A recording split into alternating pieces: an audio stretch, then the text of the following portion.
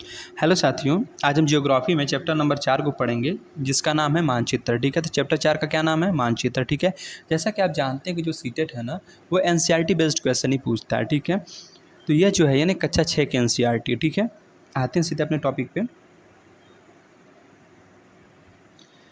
कह रहा है कि पिछले अध्याय में ग्लोब के महत्व के बारे में आप पढ़ चुके हैं। ठीक है, जैसा कि हमने पीछे पढ़ा है कि ग्लोब क्या होता है। ठीक है, तो ग्लोब के अध्ययन की कुछ सीमाएं होती हैं। जो ग्लोब है ना, इसके अध्ययन की कुछ सीमाएं होती हैं। वो क्या सीमाएं होती है समझिएगा।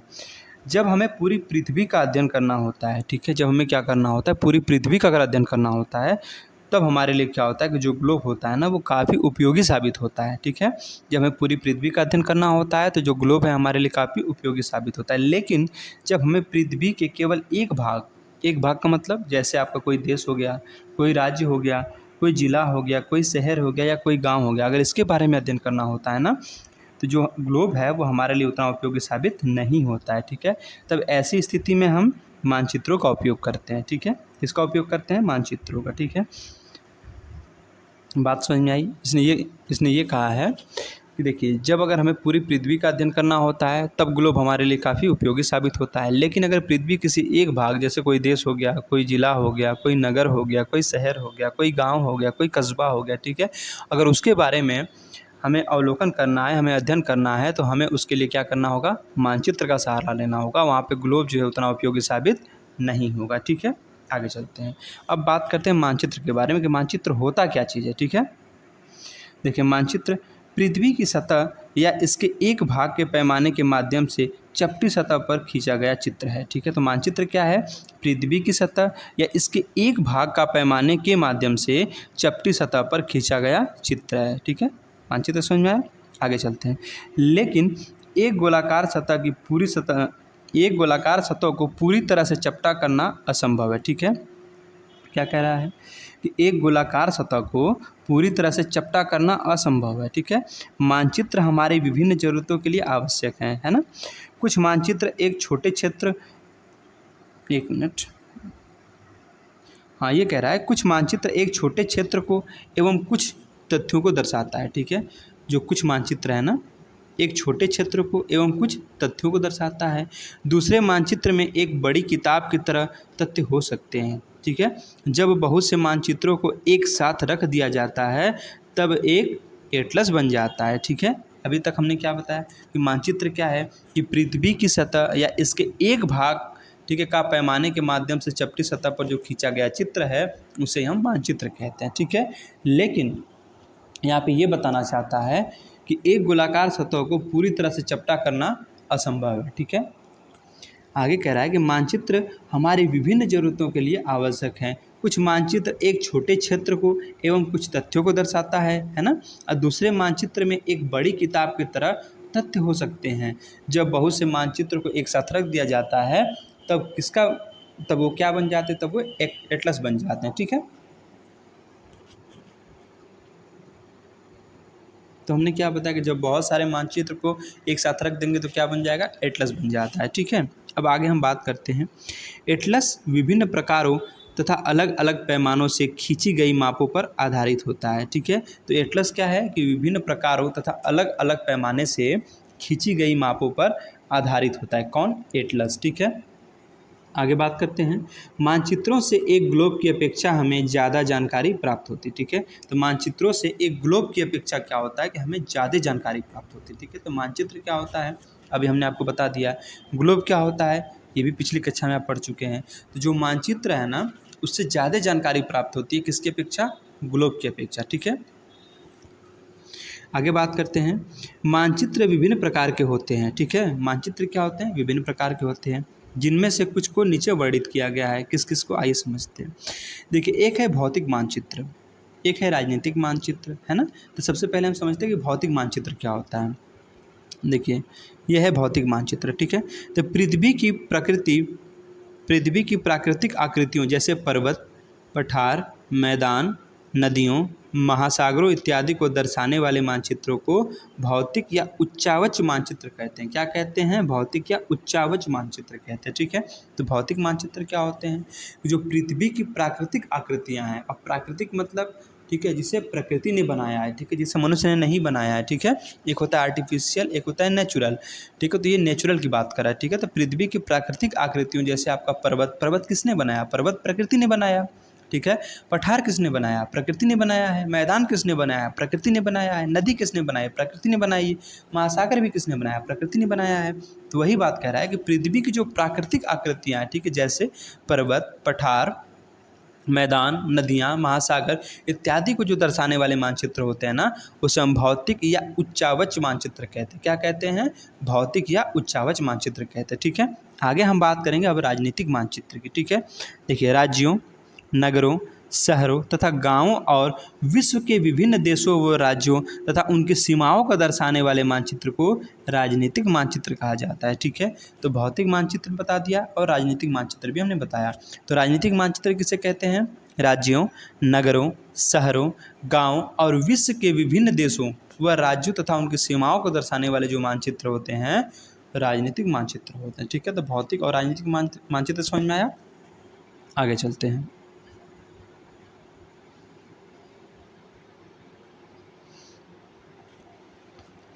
देखिए, एक है थीमेटिक मानचित्र, ठीक है। अब थीमेटिक मानचित्र क्या होता है समझिए। कुछ मानचित्र विशेष जानकारियां प्रदान करते हैं, ठीक है, जैसे सड़क, ठीक है, सड़क मानचित्र, वर्षा मानचित्र, वन तथा उद्योगों आदि के वितरण दर्शाने वाले मानचित्र इत्यादि, ठीक है। इस प्रकार के मानचित्र को थीमेटिक मानचित्र कहा जाता है, ठीक है। तो थीमेटिक मानचित्र क्या होता है हमने बताया, जिसमें सड़क मानचित्र, वर्षा मानचित्र, वन तथा उद्योगों आदि के वितरण को, ठीक है, दर्शाने वाले मानचित्र इत्यादि जो होते हैं, इस प्रकार के मानचित्र को क्या कहते हैं? थीमेटिक मानचित्र कहते हैं, ठीक है। तो मानचित्र हमने क्या बताया? पहला आपका कौन सा था? आपका पहला था भौतिक मानचित्र। भौतिक मानचित्र क्या था? जिसमें जो प्राकृतिक आकृतियाँ, जिसमें पर्वत हों, पठार हों, मैदान, नदी, महासागर इत्यादि को जिस मानचित्र में दर्शाया जाता है उसे भौतिक या उच्चावच मानचित्र कहते हैं। राजनीतिक मानचित्र में क्या बताया? राज्य, नगर, शहर, गांव, विश्व के विभिन्न देशों व राज्यों तथा उनकी सीमाओं को जो दर्शाने वाले मानचित्र होते हैं वो हमारे राजनीतिक मानचित्र होते हैं, ठीक है। और एक हमने बताया आपको थीमेटिक मानचित्र, ठीक है। तो थीमेटिक मानचित्र क्या होता है? इसमें क्या होता है, जैसे सड़क मानचित्र हो गया, वर्षा मानचित्र हुआ, वन तथा उद्योगों आदि के वितरण को दर्शाने वाले मानचित्र इत्यादि जो इस प्रकार के मानचित्र हैं उन्हें हम क्या कहते हैं? थीमेटिक मानचित्र कहते हैं, ठीक है। इन मानचित्रों में दी गई सूचना के आधार पर उनका उचित नामकरण किया जाता है ना। मानचित्र के 3 घटक होते हैं, ये एग्जाम में पूछा भी गया क्वेश्चन है और आने की भी संभावना रहती है कि मानचित्र के कितने घटक है। तो 3 घटक है। कौन कौन से? एक है दूरी, एक है दिशा और एक है प्रतीक, ठीक है। कभी आप मानचित्र पे देखे होंगे तो वहाँ पे दूरी भी लिखी होती है, दिशा भी लिखा होता है, ठीक है, और प्रतीक भी लिखा रहता है, ठीक है। आइए सबसे पहले हम बात करते हैं दूरी की। दूरी क्या होती है, ठीक है। देखिए, मानचित्र एक आरेखण होता है। क्या होता है? आरेखण होता है, ठीक है, जो कि पूरे विश्व या उसके एक भाग को छोटा कर कागज के एक पन्ने पर दर्शाया जाता है, ठीक है। फिर से समझिएगा, मानचित्र एक आरेखण होता है जो पूरे विश्व या उसके एक भाग को छोटा कर कागज के एक पन्ने पर दर्शाता है, ठीक है। आगे देखते हैं। या यह कह सकते हैं कि मानचित्र के छोटे पैमाने पर खींचे जाते हैं, ठीक है, या ऐसे कह सकते हैं कि जो मानचित्र होते हैं ना वो छोटे पैमाने पर खींचे जाते हैं, ठीक है। तो मानचित्र कैसे होते हैं कि जो छोटे पैमाने पर खींचे जाते हैं, लेकिन इसे इतनी सावधानी से छोटा किया जाता है ताकि स्थानों के बीच की दूरी वास्तविक रहे, ठीक है। अब दूरी वास्तविक रहे का मतलब क्या समझिए, जैसे मान लीजिए 2 गाँव के बीच की दूरी 2 किलोमीटर है ना। अब उसको दिखाना होगा तो उस दूरी को हम क्या करेंगे? वहाँ पे छोटा कर देंगे। हमने मान लिया कि 2 किलोमीटर बराबर 2 सेंटीमीटर, ठीक है। इस तरह से दूरी को दर्शाते हैं। यह तभी संभव हो सकता है जब कागज़ पर एक छोटी दूरी, ठीक है, स्थल की बड़ी दूरी को व्यक्त करती हो, ठीक है। अभी हमने बताया कि जैसे 2 किलोमीटर है, ठीक है। अब 2 किलोमीटर को हम तो दिखा नहीं पाएंगे उस पर, तो हम क्या करेंगे? मान लेते हैं कि 2 किलोमीटर बराबर 2 सेंटीमीटर, ठीक है। तो वही बात यहाँ पे कह रहा है कि जब कागज़ पर एक छोटी दूरी स्थल की बड़ी दूरी को व्यक्त करती है, ठीक है। तो बड़ी दूरी को कौन करती है? छोटी दूरी व्यक्त करती है कागज़ पर, ठीक है। इसलिए इस उद्देश्य के लिए एक पैमाना चुना जाता है। पैमाना स्थल पर वास्तविक दूरी तथा मानचित्र पर दिखाई गई दूरी के बीच का अनुपात होता है, ठीक है। अभी पैमाना हमने बता दिया कि मान लिया कि 2 किलोमीटर बराबर 2 सेंटीमीटर, ठीक है। ऐसे इस तरह से आगे दे रहा एग्जाम्पल है, उदाहरण के लिए आपके विद्यालय एवं आपके घर के बीच की दूरी 10 किलोमीटर है, ठीक है। जैसे मान लीजिए एग्जांपल दे रहा है कि आपका जो विद्यालय है और आपके घर, इन दोनों के बीच की दूरी कितनी है, 10 किलोमीटर है ना, जिसे मानचित्र पर 2 सेंटीमीटर की दूरी से व्यक्त किया गया है। अब चूंकि देखिए मानचित्र पे हम 10 किलोमीटर की दूरी तो नहीं दिखा पाएंगे भाई, क्योंकि मानचित्र तो छोटा हो गया हमारा, है ना। तो वहाँ हम क्या करेंगे कि हम मान लेंगे वहाँ पे जो हमारा 10 किलोमीटर है ना, वो 2 सेंटीमीटर की दूरी को व्यक्त करता है, ठीक है। इसका अभिप्राय है कि मानचित्र का 1 सेंटीमीटर स्थल के 5 किलोमीटर को दर्शाएगा। तभी तो जब 1 सेंटीमीटर बराबर 5 किलोमीटर हमने माना, तो 2 सेंटीमीटर बराबर 10 किलोमीटर, मतलब आपके घर और विद्यालय की दूरी कितनी हो गई, ठीक है। मानचित्र पे 2 सेंटीमीटर, लेकिन एक्चुअल में हमने क्या माना है कि 1 सेंटीमीटर बराबर 5 किलोमीटर, तो 2 सेंटीमीटर बराबर 10 किलोमीटर, है ना। तो यहाँ से कंक्लूजन निकल के आएगा कि जो आपके घर और विद्यालय की दूरी है वो कितनी है, वो 10 किलोमीटर है, ठीक है। यही बात ये बताना चाहता है। आगे कह रहा है कि आपके रेखाचित्र का पैमाना होगा 1 सेंटीमीटर बराबर 5 किलोमीटर। इस प्रकार, ठीक है, इस प्रकार पैमाना किसी भी मानचित्र के लिए एक बहुत महत्वपूर्ण होता है, ठीक है ना। अगर आपको पैमाने की जानकारी है तो आप मानचित्र पर दिए गए किसी भी 2 स्थानों के बीच की दूरी का पता लगा सकते हैं, ठीक है। आगे बात करते हैं। जब बड़े क्षेत्रफल वाले भाग को, जैसे महाद्वीपों या देशों को कागज़ पर दिखाना होता है, तब हम लोग छोटे पैमाने का उपयोग करते हैं। किसका उपयोग करते हैं, छोटे पैमाने का, समझिएगा। जैसे मान लीजिए यहाँ से और अमेरिका के बीच की हमें दूरी दिखानी है, तो भाई दूरी तो बहुत ज़्यादा है, ठीक है। तो जितनी ज़्यादा दूरी होगी उसको हम उतना छोटा पैमाने में दिखाएंगे, तभी तो कागज़ पे आएगा ना, ठीक है। तो वही बात यहाँ पे कह रहा है कि जब बड़े क्षेत्रफल वाले भागों, जैसे महाद्वीपों या देशों को कागज़ पर दिखाना होता है, तब हमें छोटे पैमाने का उपयोग करना होता है, ठीक है। या ऐसे कह सकते हैं तब हम छोटे पैमाने का उपयोग करते हैं। एक एग्जाम्पल दे रहा है, ठीक है। एग्जाम्पल के लिए मानचित्र पर 5 सेंटीमीटर स्थल के 500 किलोमीटर को दर्शाता है। आप समझिएगा दूरी तो बड़ी है, ठीक है। इसको हमने क्या कि पैमाने पे और छोटा मान लिया, ठीक है, कि 500 किलोमीटर बराबर 5 सेंटीमीटर, ठीक है। तो छोटे पैमाने वाला मानचित्र कहते हैं, ठीक है। फिर से एक बार समझ लेते हैं इसको।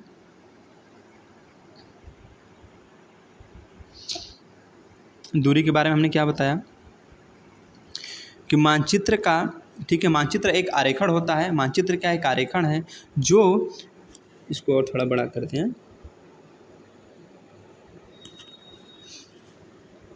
जो कि पूरे विश्व या उसके एक भाग को छोटा कर कागज़ के एक पन्ने पर दर्शाया जाता है, ठीक है। या ऐसे कह सकते हैं कि मानचित्र एक आरेखण है जो कि पूरे विश्व या उसके एक भाग को छोटा करके कागज़ के एक पन्ने पर दर्शाता है, ठीक है। चलिए आगे बात करते हैं। ये मानचित्र के बारे में बताया है। या यह कह सकते हैं कि मानचित्र छोटे पैमाने पर खींचे जाते हैं, लेकिन इसे इतनी सावधानी से छोटा किया जाता है ताकि स्थानों के बीच की दूरी वास्तविक रहे, ठीक है। अभी हमने एग्जांपल देकर बताया ही था आपको। यह तभी संभव हो सकता है जब कागज़ पर एक छोटी सी दूरी स्थल की बड़ी दूरी को व्यक्त करती हो, ठीक है। इसलिए इस उद्देश्य के लिए एक पैमाना चुना जाता है, ठीक है। पैमाना स्थल पर वास्तविक दूरी तथा मानचित्र पर दिखाई गई दूरी के बीच का अनुपात होता है, ठीक है। अभी एग्जाम्पल के लिए हमने बताया था कि मान लीजिए आपके विद्यालय और आपके घर की दूरी कितनी है, 10 किलोमीटर है, तो हमने मान लिया कि 2 सेंटीमीटर बराबर 10 किलोमीटर, अर्थात 1 सेंटीमीटर बराबर 5 किलोमीटर, है ना।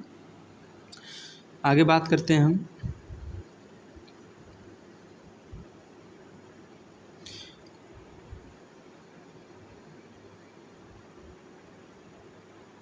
आगे है, जब बड़े क्षेत्रफल वाले भागों जैसे महाद्वीपों या देशों को कागज़ पर दिखाना होता है, तब हम लोग छोटे पैमाने का उपयोग करते हैं, ठीक है। एग्जाम्पल के लिए आपको बताया था कि मान लीजिए, ठीक है, मानचित्र पर 5 सेंटीमीटर बराबर स्थल के 500 किलोमीटर को हमने मान लिया, ठीक है। इसको छोटे पैमाने वाला मानचित्र कहते हैं, ठीक है। चलिए आगे चलते हैं। जब एक छोटे क्षेत्रफल वाले भाग को, जैसे आपके गांव या शहर को कागज़ पर दिखाना होता है, तब हम बड़े पैमाने का उपयोग करते हैं। समझिएगा यहाँ पे उल्टा कैसे हो गया कि जब हमें क्या करना होता है कि एक छोटे क्षेत्रफल वाले भाग को, ठीक है, उसको अगर कागज़ पे दिखाना होता है तो हम क्या करते हैं वहाँ पे, तब बड़े पैमाने का उपयोग करते हैं, ठीक है, क्योंकि भाई दूरी कम होगी, ठीक है, दूरी कम होगी वहाँ पे। लेकिन अगर हमें क्या करना है कि हमें बड़े क्षेत्रफल वाले भाग को अगर दिखाना है, जैसे मान लीजिए कोई द्वीप हो गया, कोई देश हो गया, ठीक है, उसके बीच की दूरी को हमें दिखाना, तो हम क्या करते हैं वहाँ पे, भाई दूरी ज़्यादा है। अब दूरी ज़्यादा तो हमें क्या करना, पैमाना छोटा करना पड़ेगा, ठीक है। तो वही बात यहाँ पे कह रहा है आपसे, जब एक छोटे क्षेत्रफल वाले भाग जैसे गाँव या शहर को कागज़ पर दिखाना होता है, तब हम बड़े पैमाने का उपयोग करते हैं। जैसे मान लिया, जैसे स्थल पर 500 मीटर की दूरी को मानचित्र पर 5 सेंटीमीटर से दर्शाया जाता है, ठीक है। हमने मान लिया कि जो 500 मीटर की दूरी है उसे मानचित्र पर कितना मान है, 5 सेंटीमीटर मान लिया है। ठीक है, तो इस प्रकार के मानचित्र को बड़े पैमाने वाला मानचित्र कहते हैं। ठीक है, तो ये है बड़े पैमाने वाला मानचित्र। ठीक है, बड़े पैमाने वाले मानचित्र छोटे पैमाने वाले मानचित्र की अपेक्षा अधिक जानकारी प्रदान करते हैं। ठीक है, एक बार फिर से देख लेते हैं बड़े पैमाने वाला छोटे पैमाने वाला मानचित्र। यहाँ से ना, जब एक बड़े क्षेत्रफल वाले भाग को जैसे महाद्वीप या देशों को कागज़ पर दिखाना होता है तब हम लोग छोटे पैमाने का प्रयोग करते हैं। उदाहरण के लिए बता दिया कि मानचित्र पर 5 सेंटीमीटर स्थल के 500 किलोमीटर को दर्शाता है, इसको छोटे पैमाने वाला मानचित्र कहा जाता है। ठीक है, ये तो छोटे पैमाने वाले मानचित्र की बात हो गई।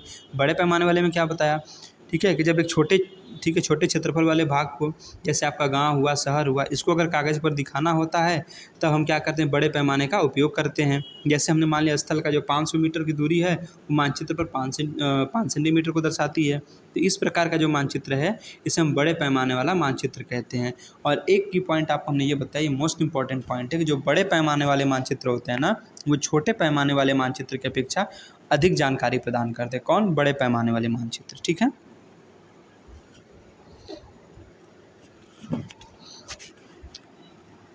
देखिए ये मानचित्र है। ठीक है, ये आपका विद्यालय है, ये खेल का मैदान है, पेड़ है, सामुदायिक केंद्र है, पोस्ट ऑफिस है, दुकानें हैं, विकास का घर यहाँ पे, ये शीला का घर है, ये करीम का घर है। ठीक है, इस तरह से आपका रोड आता है। ठीक है, यहाँ से ये पोस्ट ऑफिस जाने के लिए इधर है।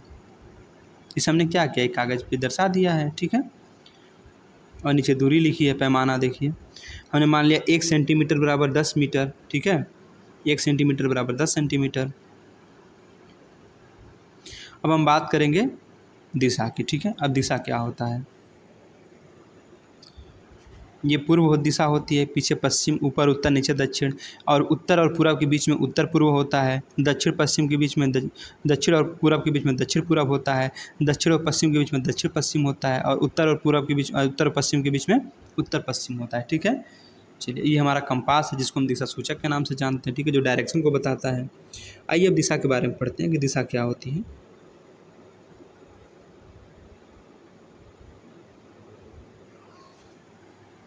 दिशा देखिए, अधिकतर मानचित्रों में ऊपर दाहिनी तरफ, कहाँ, दाहिनी तरफ मतलब राइट साइड की बात कर रहा है। ठीक है, तो अधिकतर मानचित्रों में ऊपर दाहिनी तरफ तीर का निशान बना होता है। ठीक है, किसका निशान? तीर का बना होता है। ठीक है, जिसके ऊपर अक्षर ऊ मतलब उत्तर होता है। ठीक है, लिखा होता है। यह तीर का निशान उत्तर दिशा को दर्शाता है। ठीक है, इसे उत्तर रेखा कहा जाता है। क्या कहा जाता है? उत्तर रेखा कहा जाता है। ठीक है, जब आप उत्तर के बारे में जानते हैं तब आप दूसरी दिशाओं जैसे पूर्व, पश्चिम तथा दक्षिण के बारे में पता लगा सकते हैं। जैसे कि चित्र 4.2 में दिखाया गया था। ठीक है, क्या दिया था चित्र 4.2 में? 4 मुख्य दिशाएं होती हैं। कौन कौन सी? उत्तर, पूर्व, दक्षिण, पश्चिम। ठीक है, ऐसे कहते पूरब, पश्चिम, उत्तर, दक्षिण। ठीक है, उसके बाद हमने क्या बताया कि 4 आपकी मुख्य दिशाएं होती हैं, उत्तर, दक्षिण, पूर्व एवं पश्चिम। इनको दिखाया गया है। वे प्रधान दिग्बिंदु कहे जाते हैं। ठीक है, क्या कहे जाते हैं? प्रधान दिग्बिंदु कहे जाते हैं ना। अच्छा, बीच की 4 दिशाएं अभी हमने बताया था ना कि उत्तर पूर्व होता है, ठीक है, दक्षिण पूर्व होता है, दक्षिण पश्चिम होता है और उत्तर पश्चिम होता है। ठीक है, इन बीच वाली दिशाओं की मदद से किसी भी स्थान की सही स्थिति का पता लगाया जा सकता है। ठीक है, तो दिशा के बारे में फिर से एक बार देख लेते हैं। अधिकतर मानचित्रों में ऊपर दाहिनी तरफ तीर का निशान बना होता है। कहाँ पे? राइट साइड में, जिसके ऊपर अक्षर ऊ लिखा होता है। अब ऊ का मतलब क्या बताया? उत्तर। ठीक है, तो यह तीर का निशान उत्तर दिशा को दर्शाता है। इसे उत्तर रेखा कहा जाता है। क्या कहा जाता है? उत्तर रेखा कहा जाता है। ठीक है, जब आप उत्तर के बारे में जानते हैं तब आप दूसरी दिशाओं जैसे पूर्व, पश्चिम तथा दक्षिण के बारे में पता लगा सकते हैं ना। चित्र 4.2 में 4 मुख्य दिशाओं उत्तर, दक्षिण, पूर्व और पश्चिम को दिखाया गया है। वे प्रधान दिग्बिंदु कहे जाते हैं। क्या कहे जाते हैं? प्रधान दिग्बिंदु कहे जाते हैं। ठीक है, अच्छा, इनके अलावा क्या है? बीच की 4 दिशाएं और होती हैं जो उत्तर पूर्व, दक्षिण पूर्व, दक्षिण पश्चिम तथा उत्तर पश्चिम। इन बीच वाली दिशाओं की मदद से किसी भी स्थान की एग्जैक्ट लोकेशन का पता लगाया जा सकता है। ठीक है, जैसे कि चित्र 4.1 से निम्नलिखित बिंदुओं का पता लगाइए। ठीक है, ऐसे करके ऊपर जो दिया था उसके बारे में बात कर रहा है। देखिए यहाँ पे हमारा फिगर है। ठीक है, ये हमारी 4 दिशाएं हैं। ये हमारी 4 क्या है? मुख्य दिशाएं हैं। इधर आपका पूर्व हो गया, पश्चिम, उत्तर और दक्षिण। ठीक है, उसके बाद ये हमारी 4 और दिशाएं हो गई। तो उत्तर और पूर्व के बीच में क्या बताया, उत्तर पूर्व बताया। दक्षिण और पूर्व के बीच में दक्षिण पूर्व होता है। दक्षिण और पश्चिम के बीच में दक्षिण पश्चिम होता है। उत्तर और पूर्व के बीच में उत्तर और पश्चिम के बीच में उत्तर पश्चिम होता है ना। तो उत्तर पूर्व के बीच में उत्तर पूर्व, दक्षिण और पूर्व के बीच में दक्षिण पूर्व, दक्षिण पश्चिम के बीच में दक्षिण पश्चिम, और दक्षिण उत्तर और पश्चिम के बीच में उत्तर पश्चिम होता है। ठीक है, और ये हमारा कंपास होता है। क्या होता है, कंपास, जिससे हम किसी भी स्थान की दिशा का पता लगाते हैं। ठीक है,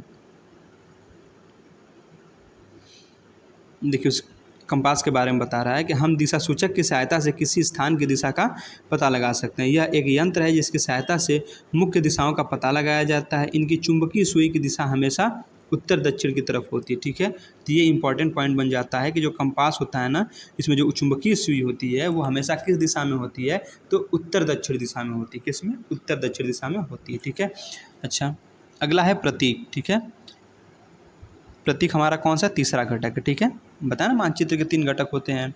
ठीक है, दूरी पढ़ लिया हमने, दिशा पढ़ लिया। अब बात करते हैं प्रतीक की। प्रतीक क्या होता है ना, यह किसी भी मानचित्र का तीसरा प्रमुख घटक होता है। ठीक है, एक मिनट इसको और ऐसे कर दें। यह किसी भी मानचित्र का तीसरा प्रमुख घटक है। किसी भी मानचित्र पर वास्तविक आकार एवं प्रकार के, ठीक है, विभिन्न आकृतियों जैसे भवनों, सड़कों, पुलों, वृक्षों, रेल की पटरियों या कुओं को दिखाना संभव नहीं होता। इसलिए वे निश्चित अक्षरों, छायाओं, रंगों, चित्रों तथा रेखाओं का उपयोग करके दर्शाए जाते हैं। ठीक है, ये कहना चाहता है कि जो प्रतीक होते हैं ना, जैसे मान लीजिए कोई कुआं है, रेल की पटरी है, ठीक है, कोई भवन है, अब उसको वास्तविक रूप से तो नहीं दिखा पाएंगे भाई, कहीं ना कहीं बहुत ज़्यादा कठिन हो जाता है। तो हम क्या करते हैं, एक प्रतीक बना देते हैं ना, कि ये जो प्रतीक है ये रेल की पटरी का मतलब सिंबल है, ये जो ये कुएं का सिंबल है। ठीक है, इस तरह से इसी के बारे में बता रहा है आपको। ठीक है, फिर से देख लीजिए प्रतीक के बारे में कि यह किसी भी मानचित्र का तीसरा प्रमुख घटक होता है। ठीक है, कौन सा तीसरा प्रमुख घटक है, किसी भी मानचित्र पर वास्तविक आकार एवं प्रकार की विभिन्न आकृतियों मतलब जैसे आपका कोई भवन हो गया, सड़क हो गई, कोई पुल हुआ, कोई वृक्ष हुआ, या रेल की पटरी हुई, या कुएं, इन सबको दिखाना क्या होता है, संभव नहीं होता है ना।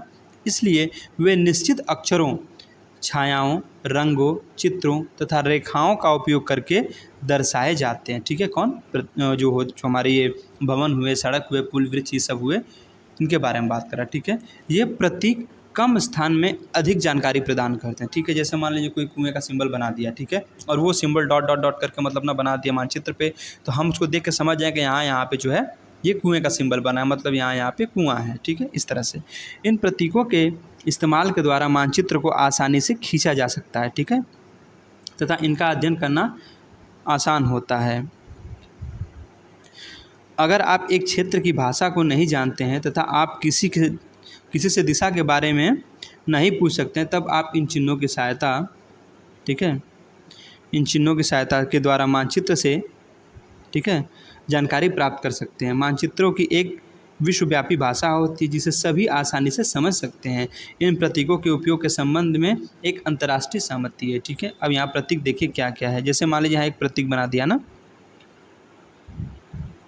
जैसे रेलवे लाइन, अब इसमें बड़ी लाइन, मीटर लाइन और रेलवे स्टेशन, ठीक है, 3 तरह की। तो ये जो है ये हमारी कौन सी, ये बड़ी लाइन है। ठीक है, और ये जो प्रतीक बना है ये किसका बना है, ये मीटर लाइन का बन गया है। ठीक है, और ये जो है ये रेलवे स्टेशन का प्रतीक बनाया गया। ठीक है, अच्छा सड़कें की बात करें, जैसे एक पक्की होती है, एक कच्ची सड़कें होती हैं, तो यह जो प्रतीक बनाया है ना, ये किसका है, ये पक्की सड़क आपकी। ठीक है, और यह जो प्रतीक बनाया गया है यह कच्ची सड़क का है। ठीक है, अगर ऐसे आप मानचित्र में देखेंगे तो समझ जाएं कि यहाँ ये जो प्रतीक बना है यानी यहाँ पे पक्की सड़क है और यहाँ जो है ये कच्ची सड़क है। ठीक है, अच्छा सीमा की बात करते हैं तो अंतर्राष्ट्रीय भी हो सकती है, राज्य की और जिला की भी सीमा हो सकती है। ठीक है, जैसे अंतर्राष्ट्रीय सीमा होती है एक देश से दूसरे देश की सीमा होती है, राज्य की होती है जैसे मान लीजिए MP का UP से जो सीमा है, या जिला की जैसे मान लीजिए जो गाजीपुर है उसकी सीमा मऊ से लगती है। ठीक है, तो उसको भी हम डिनोट कर सकते हैं। तो हमने ऐसे बनाया कि जो प्रतीक है ये अंतर्राष्ट्रीय सीमा का प्रतीक है, और यह जो है ये प्रतीक किसका है, ये जो प्रतीक है ये आपका राज्य की सीमा का प्रतीक है,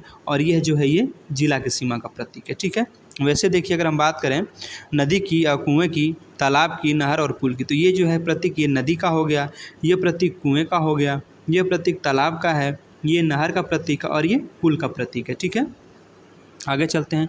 ये देखिए मंदिर का प्रतीक है, ये गिरजाघर का प्रतीक है, ये मस्जिद का प्रतीक है और ये छतरी का प्रतीक है, ठीक है। अच्छा ये देखिए पोस्ट ऑफिस का प्रतीक है, ये पोस्ट एवं टेलीग्राफ ऑफिस का पोस्ट, ठीक है, पीटीओ ना, पोस्ट एवं टेलीग्राफ ऑफिस का है। और ये पीएस यानी पुलिस स्टेशन का प्रतीक है ना। अब ये देखिए ये बस्ती का प्रतीक है और ये जो है कब्रिस्तान का प्रतीक बन गया, ठीक है। और यह जो है ये पेड़ का प्रतीक है और नीचे ये जो है ये घास की प्रतीक है, ठीक है। तो ये हमारे क्या है, ये प्रतीक हो गए, ठीक है। देखिए एक मैप है ये, ठीक है। यहाँ से देखिए ये कोई गांव है, ये ब्रिज है, ठीक है, ये मंदिर है आपका, ये विद्यालय है, ये पोस्ट ऑफिस है, ठीक है, ये आपकी नदी है। आगे चलते हैं।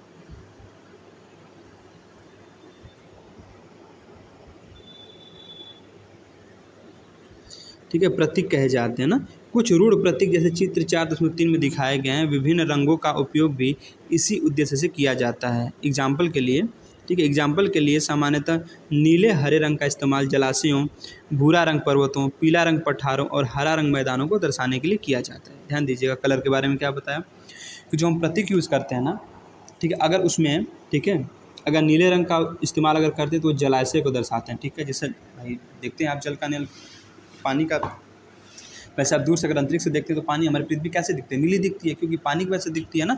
तो वही कह रहा है कि जो नीले रंग का जो इस्तेमाल करते हैं ना वो जलाशयों के लिए करते हैं ना, ठीक है। और भूरा रंग जो है ये पर्वतों के लिए यूज़ करते हैं, पीला जो रंग है ये पठारों के लिए यूज़ करते हैं और हरा रंग जो है मैदानों को दर्शाने के लिए उपयोग करते हैं, ठीक है। अब हम बात करेंगे रेखा चित्र की, ठीक है। रेखा चित्र, रेखा चित्र एक आरेखण है, क्या है, एक आरेखण है, ठीक है, जो पैमाने पर आधारित न होकर याददाश्त और स्थानीय प्रेक्षण पर आधारित होता है, ठीक है। तो रेखा चित्र क्या है, एक आरेखण है जो पैमाने पर आधारित न होकर याददाश्त और स्थानीय प्रेक्षण पर, ठीक है, आधारित होता है। कभी कभी किसी क्षेत्र के एक कच्चे आरेखण की आवश्यकता वहाँ के एक स्थान को दूसरे स्थान के सापेक्ष दिखाने के लिए होती है, ठीक है। मान लीजिए कि आप अपने मित्र के घर जाना चाहते हैं लेकिन आपको रास्ते की जानकारी नहीं है। आपका मित्र अपने घर के रास्ते को बताने के लिए एक कच्चा आरेखण बना सकता है, ठीक है। क्या कर सकता है, कच्चा आरेखण बना सकता है। इस प्रकार कच्चे आरेखण को बिना पैमाने की सहायता से खींचा जाता है ना, तथा इसे रेखाचित्र मानचित्र कहते हैं, ठीक है। तो रेखाचित्र मानचित्र क्या होता है, ठीक है, इसको हमने बताया आपको। तो रेखाचित्र क्या है, एक आरेखण है, ठीक है, क्या है, आरेखण है जो पैमाने पर आधारित ना होकर, ठीक है, जैसे मानचित्र आपका पैमाने पर आधारित था, है ना। तो जो पैमाने पर आधारित ना होकर याददाश्त और स्थानीय प्रेक्षण पर आधारित होता है, ठीक है। जैसे कि जो हम रफली कोई डायग्राम बना देते हैं, ठीक है, जैसे मान लीजिए घर से इस घर की दूरी इतनी होगी, या फिर यहाँ मेरा घर है, यहाँ उनका घर है, ठीक है, इसी के बारे में बात कर रहे हैं यहाँ पे। तो कभी कभी किसी क्षेत्र के एक कच्चे आरेखण की आवश्यकता वहाँ के एक स्थान को दूसरे स्थान के सापेक्ष दिखाने के लिए होती है, ठीक है। मान लीजिए कि आप अपने मित्र के घर जाना चाहते हैं लेकिन आपको रास्ते की जानकारी नहीं है। आपका मित्र अपने घर के रास्ते को बताने के लिए एक कच्चा आरेखण बना सकता है, ठीक है, बता सकता है कि भाई देखो मेरा जो घर है वो इधर पड़ता है, फिर या फिर ऐसे है, ठीक है। इस प्रकार कच्चे आरेखण को बिना पैमाने की सहायता से खींचा जाता है और इसे क्या कहते हैं, इसे रेखाचित्र मानचित्र कहते हैं, ठीक है। अब हमारा लास्ट पॉइंट है खाका, ठीक है। खाका क्या होता है, एक छोटे क्षेत्र का बड़े पैमाने पर खींचा गया रेखाचित्र खाका कहा जाता है। ध्यान दीजिएगा क्या बोला है कि एक छोटे क्षेत्र का, कोई भी एक छोटा क्षेत्र है, ठीक है, बड़े पैमाने पर, ठीक, जो छोटा क्षेत्र है उसको बड़े पैमाने पर जो खींचा गया रेखाचित्र है उसे ही खाका कहते हैं, ठीक है। तो छोटे क्षेत्र का बड़े पैमाने पर जो खींचा गया रेखाचित्र है ना उसे क्या कहते हैं, खाका कहते हैं, ठीक है। एक बड़े पैमाने वाले मानचित्र से हमें बहुत सी जानकारियाँ प्राप्त होती हैं, लेकिन कुछ ऐसी चीज़ें होती हैं जिन्हें हम कभी कभी जानना चाहते हैं, जिसे हम क्या करते हैं, कभी कभी जानना चाहते हैं, ठीक है। जैसे किसी कमरे की लंबाई एवं चौड़ाई, ठीक है, जिसे मानचित्र में नहीं दिखाया जा सकता। उस समय जब हम लोग बड़े पैमाने वाला एक रेखाचित्र खींच सकते हैं जिसे खाका कहा जाता है, ठीक है। तो खाका क्या होता है कि छोटे क्षेत्र का बड़े पैमाने पर खींचा गया क्या है, रेखाचित्र होता है, ठीक है। और इसके आगे हमने क्या बताया,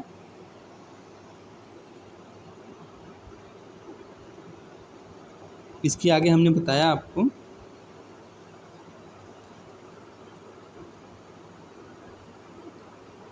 कि एक बड़े पैमाने वाले मानचित्र से हमें बहुत सी जानकारियाँ प्राप्त होते हैं। ठीक है, तो एक बड़े पैमाने वाले मानचित्र से हमें क्या होती है, बहुत सी जानकारियाँ प्राप्त होती है, लेकिन कुछ ऐसी चीज़ें होती हैं ना जिन्हें हम कभी कभी जानना चाहते हैं। ठीक है, जैसे कुछ चीज़ें होती हैं ना जिसे हमें उसकी कभी कभी आवश्यकता पड़ती है, तो वही कह रहा है कि जिसे हम कभी कभी जानना चाहते हैं। जैसे किसी कमरे की क्या हुई, लंबाई हो गई। अब लंबाई भाई कभी कभी तो कोई आदमी जानना चाहिए, थोड़ी ना कि रोज़ लंबाई कोई रटेगा अपना, है ना। तो जैसे किसी कमरे की लंबाई एवं चौड़ाई जिसे मानचित्र में नहीं दिखाया जा सकता। ठीक है, अब मानचित्र में कमरे की लंबाई और चौड़ाई तो नहीं दिखाएंगे वहाँ पे हम, है ना। उस समय हम लोग बड़े पैमाने वाला एक रेखाचित्र खींच सकते हैं जिसे खाका कहा जाता है। ठीक है, तो इस तरह से हमारा लेसन नंबर 4 समाप्त हो जाता है। ठीक है।